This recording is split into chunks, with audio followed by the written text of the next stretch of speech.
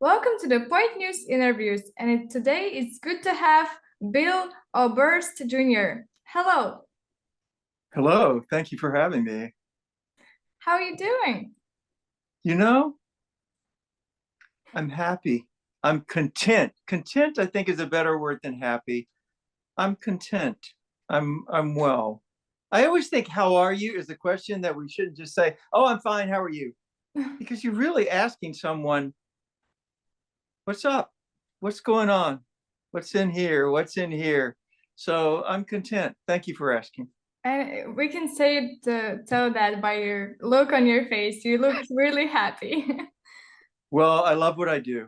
Same here. And when I look at you right now, I'm happy too because you're happy. Thank you. All right, today we're gonna have a really nice, good conversation about film industry. Uh, the first question I prepared for you is about your performing.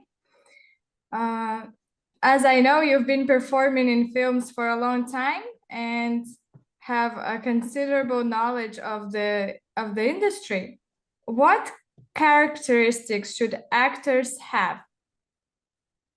Foolhardiness, vulnerability, empathy. And see what I mean by those three. You have to be willing to make a fool of yourself and able to make a fool of yourself to be any type of artist, including an actor. You have to look in the mirror and say, this is the most foolish person who ever lived. You cannot have a exalted opinion of yourself or you're not going to be able to do this. You have to pretend that you have an exalted opinion of yourself sometimes, but you need to know that's not true. Number two, vulnerability. If you're going to do this, you are going to have to be able to strip emotionally naked in front of everybody. And that is really just as tough as stripping physically naked in front of everybody would be. You've got to show all of the weaknesses and all of the holes and all of the mess that's inside of you before you can show any of the strengths that are inside of you. So you've got to be willing to be completely stripped of any idea that you are a laudable human being. And then thirdly, empathy. You must understand that you're no more important than anyone else. Not less important, but you're not more important. Their feelings, their vulnerabilities, their desires, their pain are every bit as important as yours. And when you're an actor, theirs are more important than yours because your job is to pour another human being through yourself. Sorry, that's a long answer, but it's something I feel passionately about. It's a great answer. You can say as much as you want. That's okay.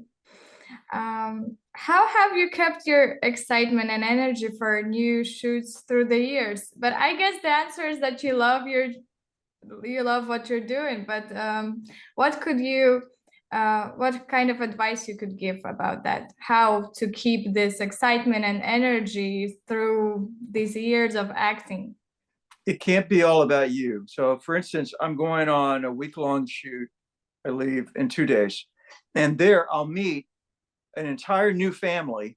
We'll be thrown together and we'll become a temporary family for a short period of time. And then we'll split up. But we can't do the work, which is going to last forever, unless we learn to like each other and in some cases to love each other. That's what keeps me excited about the work is the people doing the work. It's not really the roles, it's the people. So you form a relationship with, for instance, the person who's doing the lights, and you want to please her. You want to make her happy because she worked really hard to create these lights for you. You want to make the sound guy look good.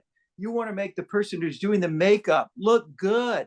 So you support your family. That's what keeps the excitement going. And then when you see the movie, really, if you've been in it, you're not looking at your performance. You're thinking, oh my gosh, I made Daria look good. Or, ooh, John's makeup looks great. Or, look at that lighting. Way to go, Helen.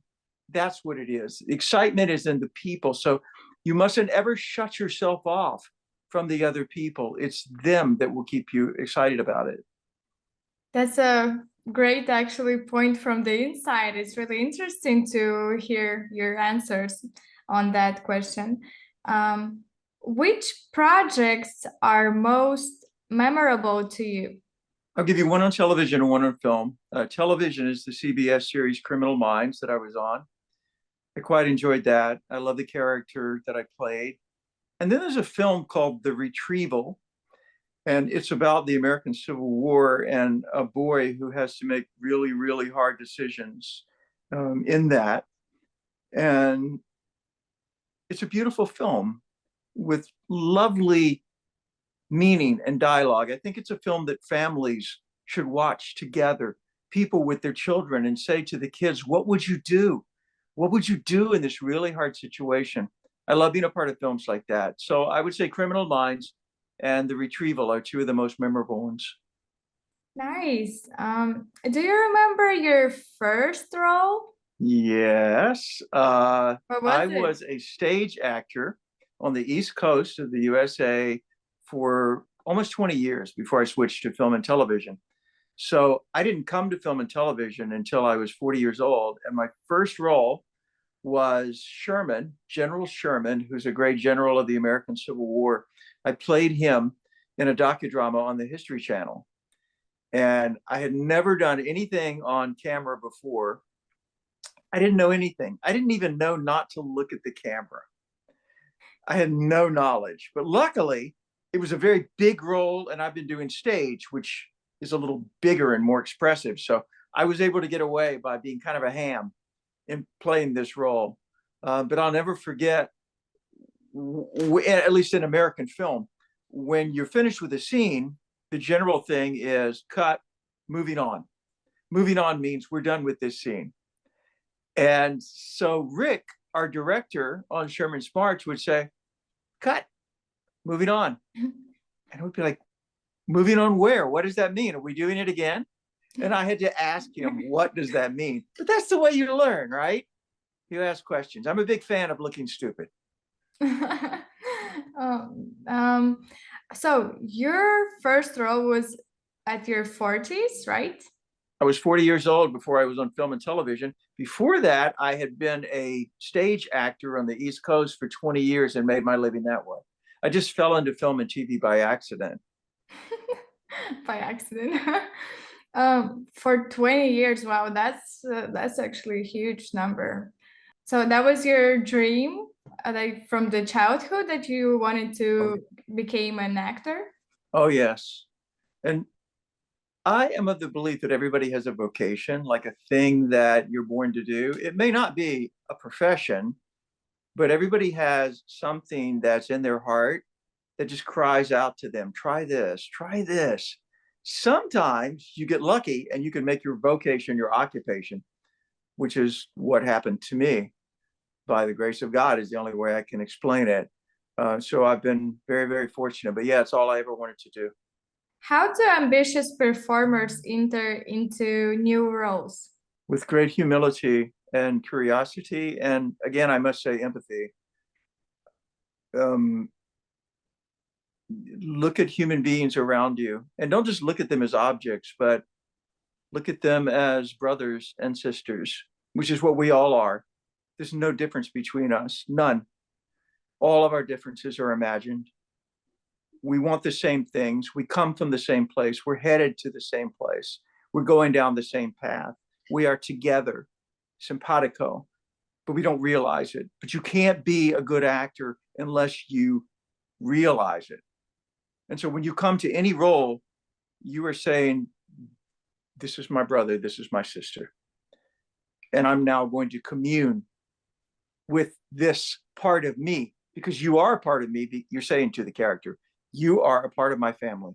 Even if it's a horrible character, and I play a lot of horrible characters, I have to say to that character, you are my brother. Even if you're a fallen brother and you've done really bad things, you're still my brother. Come commune with me and let's see what we can say together, if that makes any sense. Are there any best practices for? Yes, and most of those are business wise, and they are understand that this is a business. You are in some sense a commodity, whether it's stage, television, or film, and understand that this is not personal. You will be rejected over 99% of the time, I find less than a half of 1% do you get the job. So you're going to need to go on almost 100 auditions before you get a job, statistically. And they may reject you for no other reason than it's getting close to lunchtime and they're really hungry and they don't like your hair. It can be that. You may remind them of someone in their past that they're mad at that morning. And you can get the role simply because of some other reason. You can never know why you got the role or didn't get the role. So always do your best and never take it personally. What you want to do, don't worry about the role, win the room. Now, in the old days, in my days, you actually had an audition room you went into, so you were with a person. Now it's mostly like this on video, but still, you're winning the virtual room. And you're winning them by giving them everything you've got and then listening, because on an audition, they will ask you for what's called a redirect. What that means is, I see what you've done and what you've practiced. Now give me something completely different, and here's what I want. A lot of times they don't want the thing they're asking you for. They just want to know, can you do it differently? And can you think quickly on your feet? So don't be offended by any of that.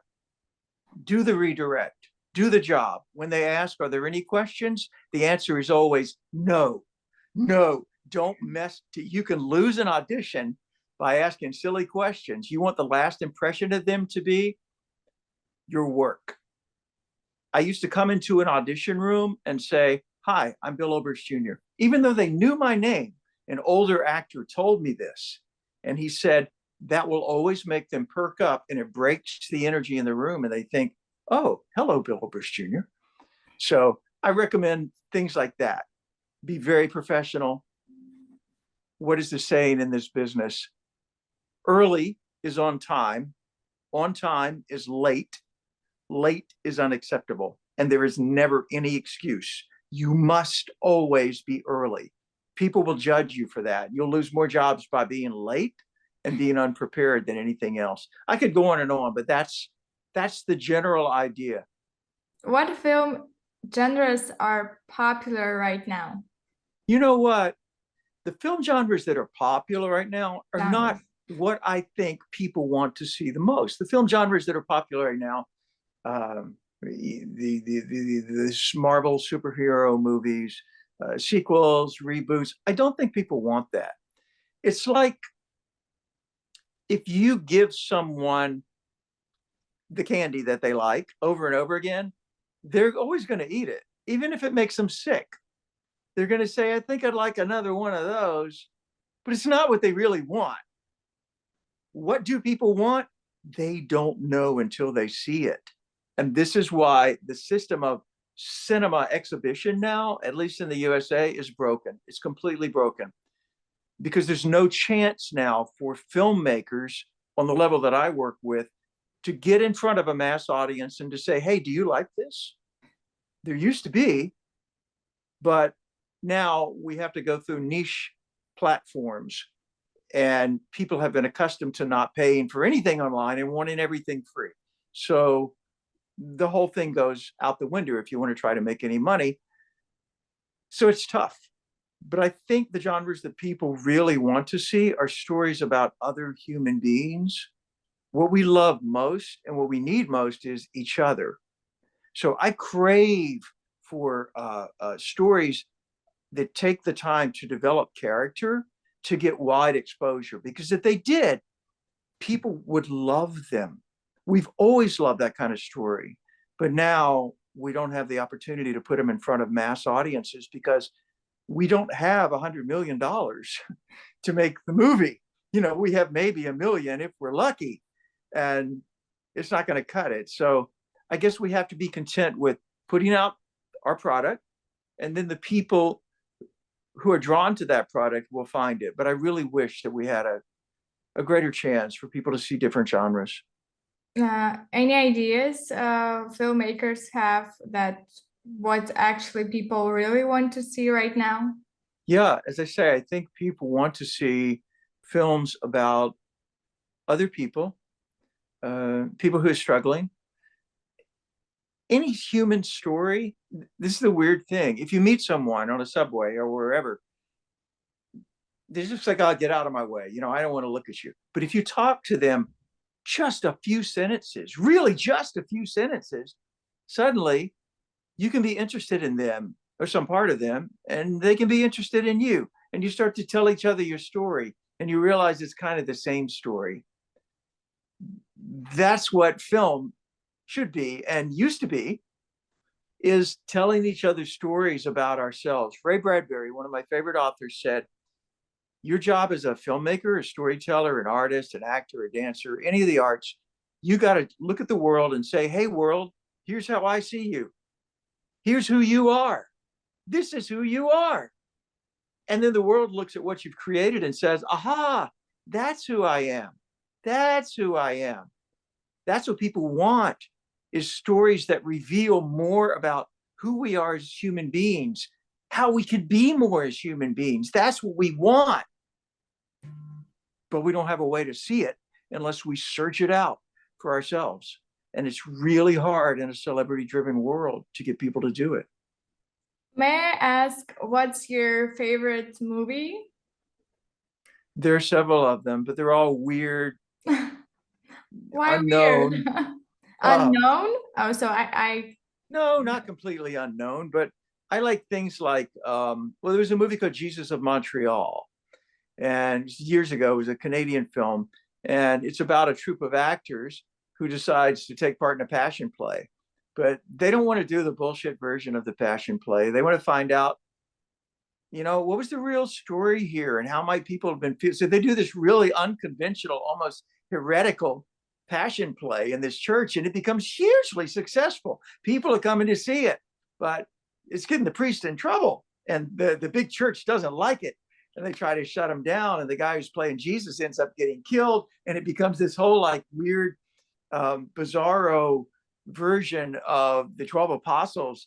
And it's a fascinating look at the intersection of religion, which has always played such a huge part of human history, and popular entertainment, and what happens when they come together. It's a beautiful, beautiful film, but nobody I've ever talked to has ever heard anything about it. Some of the other stuff I like is silent. I love the silent version of Napoleon. I love all of Lon Chaney's silent films. I love all the German expressionistic stuff, Cabinet of Dr. Caligari, Nosferatu, all of those things. There are a lot of foreign films that I like that are subtitled. Yeah, I like weird stuff as long as it grabs me here and here, like at the same time, then I'm into it. The big films that people have seen, I love the original Friday the 13th. It was scary. And I think most of all, I liked the original Nightmare on Elm Street because it was about something real. The director's writer's friend came back from Korea and was having flashbacks and needed something to help him sleep. But he told his parents, don't medicate me. Don't give me anything to help me sleep because I'll die. And they did, and he died. And so that's the genesis of the idea for A Nightmare on Elm Street. And I think that comes across in that film. Oh yeah, I never heard of those name of those films that you mentioned. But speaking about scary films, why do people prefer watching horror and thriller films? Death, death. It's all about death. Death is the elephant in the room that nobody wants to talk about. We're all fearful of it and fascinated by it and horrified by it and drawn to it. And we wonder what's it going to be like. And horror is a way to play with that. It's a roller coaster, because through horror, we can face the Grim Reaper, death, and we can say, one day you'll get me, you son of a bitch, but not today, because I survived. I watched you and I walk away. So I think it's, in a weird way, it's a sort of a subconscious rehearsal for death. That's what horror is to me. Is there any adrenaline rush? You know, people who loves adrenaline, and that's why they're trying to find it in different activities and watching the horror films. I think so. That's what the appetite for thrill is. Now, there's unhealthy type of thrill, an addiction to things that are out of the ordinary. And when you become addicted to things that are out of the ordinary, then you fail to appreciate the ordinary. You can't look at your baby lying there with its little feet and its little smile and say, my God, this is wonderful, because you're looking for something that's more thrilling than that. But taken as a little bit of escapism, I think it's healthy. I think I saw that. Yeah, I searched about your film experiences, and you had a role in a horror films, right? Lots of A them. lot, right? So how was it? How is it for you to play these horror roles? It's funny because I'm always playing scary people. I'm not, I don't think, a scary person, but it's the way I look. And so the camera sees you as one thing. And I have friends who are beautiful and they play roles that are not at all like them, because that's what we do. We look at a person and we make our judgments. So I enjoy it, but a lot of times I'm laughing inside because I'm thinking, this is so funny to be playing this menacing person. It's always fun. And at the same time, a little scary for me because I do it so easily. I get hired to do it over and over again. And so I figure I must have some of that inside of me that I'm hiding. And I don't like that. Well, maybe we all have the dark side within us. Maybe an American writer named Mark Twain said, everyone is a moon and has a dark side they show to no one. I guess that's true. In your view, which country is now developing film industry trends? Well, you mean the most interesting, the most obviously Yeah, the like United States. The United States and China, of course, lead the world in the production of cinema. But I don't think that's where the most interesting stuff is coming from. The explosion now of films that can be made on an iPad or even with a phone, being able to collaborate with people around the world, I think has shown us that creativity doesn't reside only in major cities and only in prosperous countries. All over the world, all over the world. I see things coming out of small countries by filmmakers who will say, I live in poverty, but they've created something exquisitely beautiful. And AI will make that even easier. So I hope that we will become a world that equally respects the art that's coming out of everywhere and not be trapped in this who's in it. Because that's what happens with wonderful pieces of art. But if we haven't heard of it or we haven't heard of who's in it, we think it must not be of value. And that's a defect. That's not correct. So I don't think there is a world leader in quality film now. There are only world leaders in mass money-making films, which aren't at all the same thing. thank you. Thank you, Bill, for those answers. The last question to finish our interview. What do you wish for our audience? I think there's a lot of creative people out there.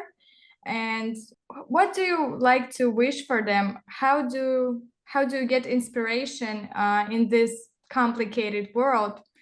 And in today's world, that's happening a lot of complicated situations, wars, and all that. Love and only love, Taria, nothing but love. Love, forgiveness, acceptance. These sound like ridiculous campfire words. They're the only truth. The only thing that matters at all is, can you love another person, not because they're good to you or because you want something from them or even because they're a family member? Can you love another person because they are your brother, they are your sister, because they are walking this path with you? That's where the strength and the energy and the inspiration come from. You can't draw it out of yourself. No matter how many sit-ups you do or how beautiful you are, you're empty if you can't look at someone else and say, my God, you're walking the same path I love you, even if they think you're crazy. You've got to be able to do it. And how do you put love in your heart? By starting to love. Just start to love. Sometimes I do it when I'm walking down the street or flying on a plane. I'll look at the people around me and make myself say, my brother, my sister, my brother, my sister, my brother, my sister, my brother, my sister. And the more you do it, the more it becomes real. So that's, for any sort of creative soul, that's the engine that drives us. Of course, then again, I might be crazy. I think you're not crazy. I really agree with your thoughts. Actually, you're a really impressive person. Well, so are you. And thank you for having me. Thank you so much, Bill. Have a good Thank you. day. You too. Bye-bye. Bye.